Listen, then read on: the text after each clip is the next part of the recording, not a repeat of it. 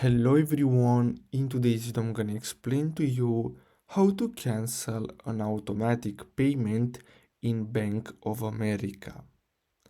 So basically what you're gonna have to do in order to cancel an automatic payment is to simply contact Bank of America customer support. Now I really recommend you to go and call them because it's easier and faster. So don't email them because it's gonna take a while. So as you can see here on the screen, you have their phone number, or you can simply search on the internet for Bank of America contact. Now if you want, you can simply pause this video and copy the phone number and then simply call them, and then you're gonna have to simply tell them that you want to cancel an automatic payment. Of course, they're gonna ask you which payments. You're gonna have to provide some details about that payment, and basically that's it.